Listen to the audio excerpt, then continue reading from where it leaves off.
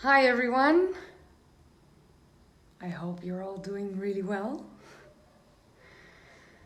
Are you ready for being single number 6? Do not text him.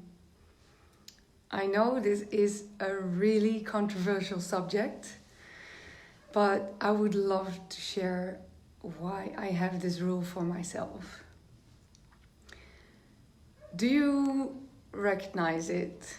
That when you really like someone, but you haven't heard from him, her, in an hour, a day, a few days, or maybe even a week, and you're not sure if the other person really likes you?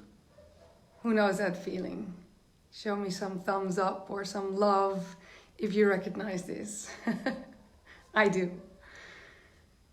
And what we tend to do in that moment is that we send the other person a message.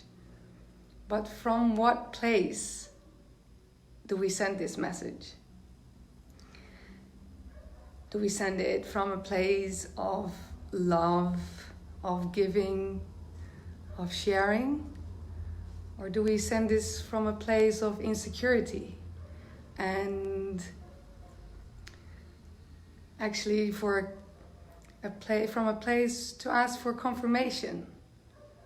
And I think a lot of people, when we are not sure, we send from a place of insecurity.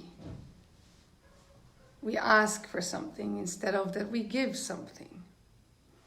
So I made a rule with myself that whenever I'm in a situation like this and I'm not sure if the other person likes me, for whatever reason, is that I do not send anything.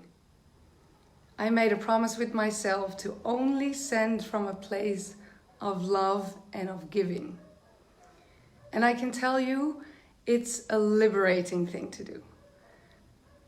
Not only because I believe that the other person can feel that you're asking for something instead of giving something, I think it's really important to come back to yourself. Like when the demons of insecurity come up and we long for a confirmation, then we go through an insecurity process. An insecurity curve is what I call it. And the curve goes slowly up and then down again. And what we tend to do is that when we send a message, when we're not sure, is that we interfere this process. We want to know if the other person likes us. But what we do is we go through the curve, and when it gets too much, we really want to see, do you still think of me? Do you still like me? Do you still love me? Do you still see me?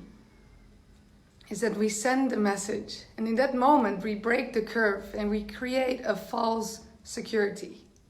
The other person might send something back, and then we feel good in that specific moment.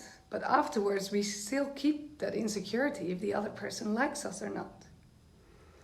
And therefore I decided myself, like, if I cannot send from a place of love and giving, and I only want to receive something, I don't do anything. I have to go through that curve. I have to go through it.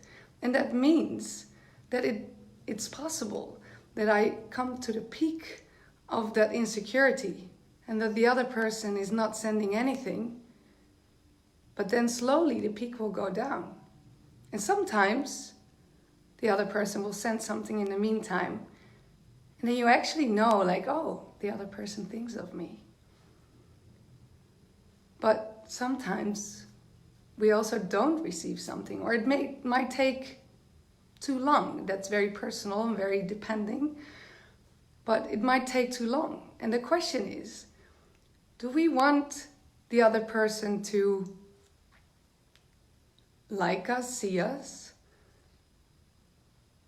And in what way do we want this? Personally, I like to see if the other person is involved,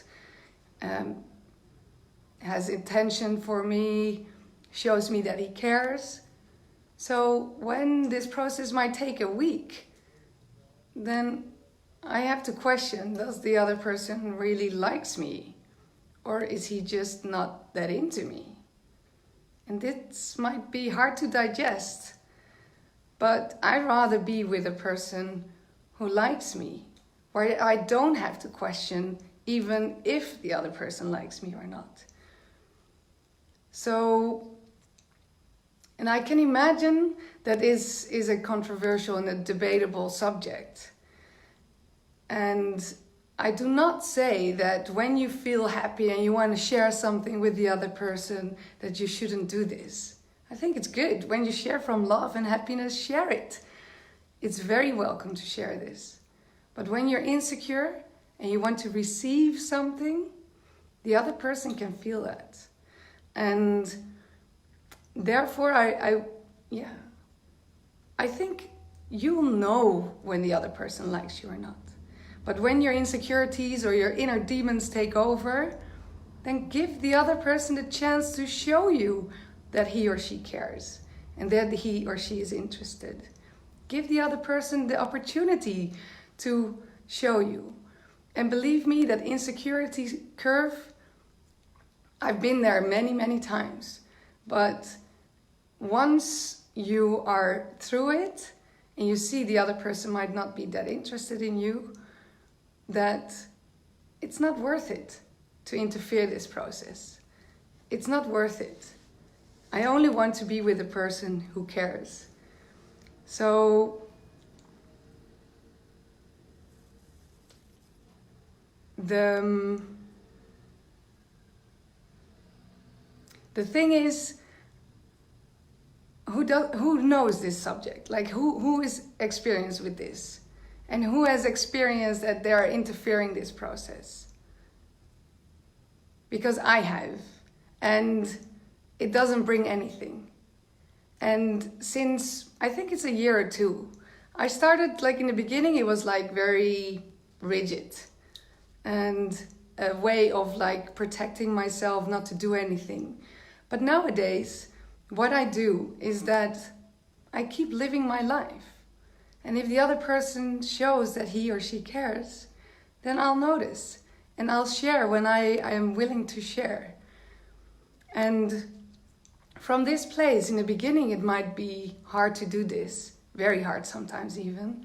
But bit by bit, when you grow into this, you just start to live your own life and not be focused constantly on the confirmation of someone else. Because people are willing to be in your life, they'll show just as much as you show the other. So my recommendation for this week would be, you'll know when the other person likes you or not.